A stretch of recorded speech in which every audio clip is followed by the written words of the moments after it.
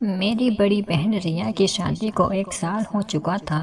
दीदी काफ़ी सुंदर है और जीजा भी काफ़ी अच्छे हैं। शादी के बाद दीदी कम ही अपने घर आया करती थी क्योंकि जीजा जी को दीदी के बिना बिल्कुल भी रहा नहीं जाता था। दीदी और जीजा जी एक दूसरे से बहुत प्यार करते थे और एक दूसरे के बिना नहीं रह सकते। ये बात मुझे उस दिन समझ में आई जब दीदी दिवाली पर हमारे घर आई हुई थी। दीदी को आए 1 हफ्ता हो चुका था, लेकिन जीजा जी के फोन दिन भर में कई बार आते रहते थे। दीदी अक्सर कहती थी, इतनी जल्दी कैसे आऊं, कुछ दिन और रुकने दो। पर आप भी फोन करके ऐसी ऐसी बातें करते हो जिससे मुझे भी आपकी बहुत याद आने लगती है। उतने में मम्मी आ गई और दीदी ने फोन काट दिया। मम्मी ने दीदी को किचन में बुला लिया क्योंकि दिवाली की मिठाई वगैरह बनानी थी।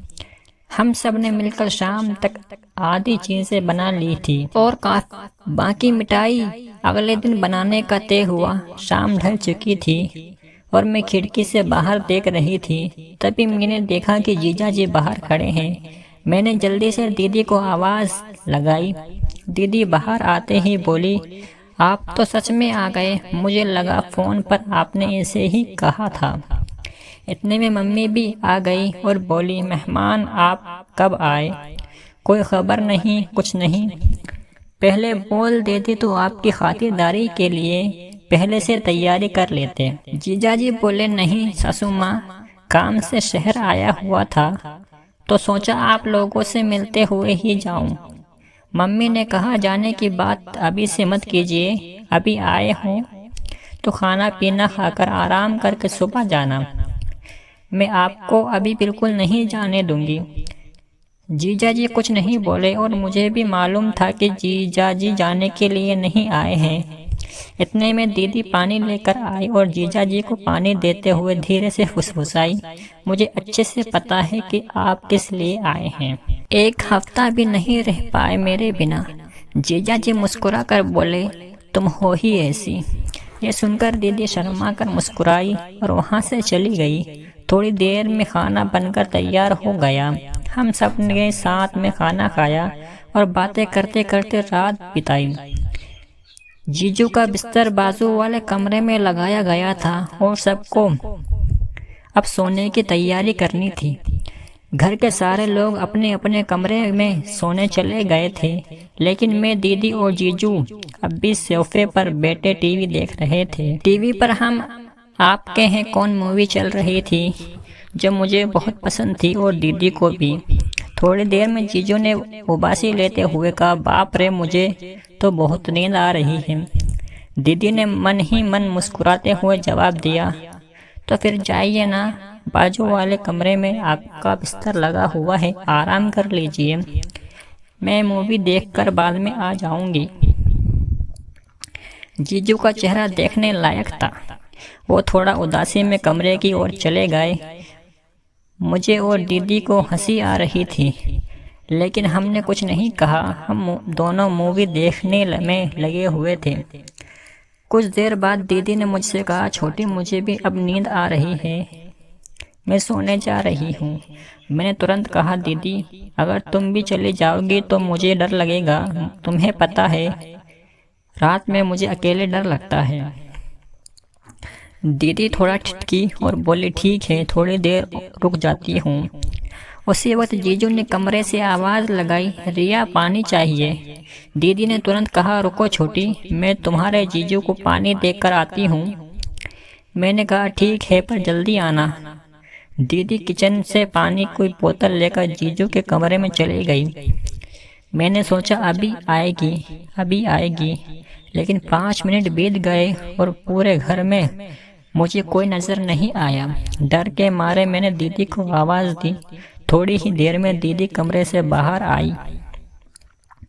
उनकी साड़ी थोड़ी अस्त व्यस्त थी, बाल बिखरे हुए थे और सांसें तेज चल रही थी। मैंने घबरा कर पूछा, दीदी, इतनी देर क्यों लगा दी, मुझे डर लग रहा था। दीदी ने हंसते हुए कहा, अरे वो कुछ नहीं, तुम्हारे जीजू को बहुत प्यास लगी थी, इसलिए पानी देने में थोड़ा समय लग गया। इतने में जीजू कमरे से बाहर आए और बोले, अरे मेरे फ़ोन की बैटरी ख़त्म होने वाली है, क्या तुम मेरे लिए चार्जर ला दोगी? दीदी ने जवाब दिया, ठीक है देखती हूँ, आप यहीं रुकिए।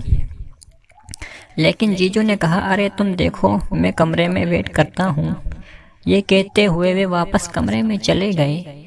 दीदी मेरे कमरे में गई और वहाँ से मेरा फ़ोन चार्जर उठाकर जीजू को देने उनके कमरे में चली गई।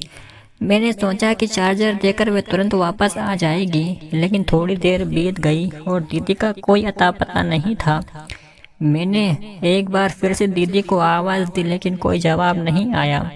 मैं समझ गई कि शायद दीदी चार्जर लगाकर फ़ोन की चार्जिंग में व्यस्त होगी। वैसे भी कई दिनों से जीजू का फ़ोन चार्ज नहीं हुआ था। थोड़ा डर भी लग रहा था, इसलिए मैंने टीवी बंद किया और अपने कमरे में सोने चली गई। लेकिन मुझे नींद नहीं आ रही थी। बिस्तर पर लेटकर मैं अपना फ़ोन चलाने लगी। आधे घंटे बाद मेरा फ़ोन डेड हो गया। उसकी बैटरी ख़त्म हो चुकी थी। अब मैं इधर उधर चार्जर ढूंढने लगी, लेकिन याद आया कि मेरा चार्जर तो दीदी ले गई है। अब मैं सोच में थी, क्या चार्जर लेने के लिए जाऊं या नहीं। नींद तो वैसे भी नहीं आ रही थी और बोर भी हो रही थी। मैंने सोचा कि शायद चार्जिंग अभी शुरू ही हुई होगी। मन ही मन मैंने तर्क किया कि आजकल के फास्ट चार्जर कितनी जल्दी फ़ोन चार्ज कर देते हैं। फिर भी कुछ फ़ोन ऐसे होते हैं जिनकी बैटरी इतनी धीमी चार्ज होती है कि चाहे जितना भी फास्ट चार्जर लगा लो, वक्त लग ही जाता है। मैं सोचने लगी कि एक बार जाकर देख लूं कि जीजू का फ़ोन कितना चार्ज हुआ है या फिर अभी चार्जिंग शुरू ही हुई है। लेकिन ये विचार मेरे दिमाग में घूम रहा था कि आखिर मुझे कमरे में जाना चाहिए या नहीं। मुझे बोरियत महसूस हो रही थी और फ़ोन के बिना समय काटना मुश्किल लग रहा था। आखिरकार मैं चार्जर लेने के लिए जीजू और दीदी के कमरे की ओर बढ़ी। जैसे ही दरवाज़ा खोलने की कोशिश की, वे अंदर से बंद था। खिड़की भी पूरी तरह से अंदर से बंद थी, लेकिन कमरे के अंदर से हल्की रोशनी बाहर आ रही थी जो कांच की खिड़की से दिख रही थी। मैंने सोचा, सो तो नहीं गए हो। कुछ पल टिटकी, फिर दीदी को आवाज़ लगाई। पहली बार कोई जवाब नहीं आया। दूसरी बार फिर आवाज़ दी, तब दीदी की आवाज़ आई, क्या है, क्यों परेशान कर रही है इस टाइम पर? मैंने कहा, दीदी वो मेरा फ़ोन चार्जर अंदर रह गया है। मेरा फ़ोन बंद हो गया है, चार्जिंग करना है। जीजू का फ़ोन चार्ज हो गया हो तो मुझे चार्जर दे दो। दीदी ने थोड़ी खीज भरी आवाज़ में कहा, अरे नहीं हुआ है फ़ोन चार्ज। तुम्हारे जीजू के फ़ोन को चार्ज होने में काफ़ी समय लगता है। तुम जाकर सो जाओ, परेशान मत करो। मैंने कहा, दीदी बस 10 मिनट के लिए चार्जर दे दो, मेरा फ़ोन फास्ट चार्जिंग करता है। दीदी ने जवाब दिया, ठीक है बाबा, लाती हूँ। तू अपने कमरे में जा। मैं अपने कमरे में लौट गई। थोड़ी देर बाद दीदी चार्जर लेकर आई और बोली, ये ले तेरा चार्जर, अब परेशान मत कर। जैसे ही मैंने चार्जर लिया, मेरी नज़र दीदी पर पड़ी। मैंने हैरानी से पूछा, दीदी आपने ये क्या पहना है? ये तो जीजू का शर्ट है। आप तो साड़ी में थी ना? दीदी ने झेपते हुए कहा, चुप बैठ, मैं जा रही हूँ। ये कहकर दीदी वापस कमरे में चली गई। मैंने चार्जर से अपना फ़ोन चार्ज करना शुरू कर दिया। सिर्फ 15 मिनट में मेरे फ़ोन की काफ़ी बैटरी चार्ज हो गई थी। मैंने सोचा, चलो अब चार्जर वापस दे देती हूँ। अगर दीदी सो भी रही होगी तो मैं खुद जीजू का फ़ोन चार्जिंग पर लगा दूँगी। मैं चार्जर लेकर दीदी और जीजू के कमरे की ओर गई। इस बार दरवाज़ा थोड़ा सा खुला हुआ था। शायद दीदी जल्दी में बंद करना भूल गई होगी। जैसे ही मैंने दरवाज़ा खोला और अंदर कदम रखा, मेरे सामने ऐसा नज़ारा था जो मैंने अपनी ज़िंदगी में कभी नहीं देखा था। मेरी आंखें फटी की फटी रह गई। मुझसे ये बहुत बड़ी गलती हो गई थी। मुझे अंदर आने से पहले आवाज़ देनी चाहिए थी। मैं ये कैसे भूल सकती थी कि ये शादीशुदा जोड़ा है। मुझे उन दोनों को देखकर बेहद शर्म आ रही थी, लेकिन दीदी और जीजू को इस बात का ज़रा भी अंदाज़ा नहीं था कि मैं दरवाजे पर खड़ी हूँ और उन्हें देख रही हूँ। उसके बाद जो हुआ उसे जानकर आप इतने हैरान हो जाएंगे कि आपको एक बड़ा झटका लगेगा। कहानी का अगला भाग जानने के लिए तैयार रहिए। अगर आपको ये पहला पार्ट अच्छा लगा तो हमें कमेंट्स में ज़रूर बताएं।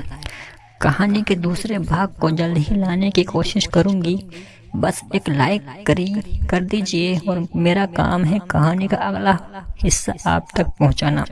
वीडियो पर 500 लाइक्स होते ही पार्ट 2 आ जाएगा। तब तक के लिए बाय।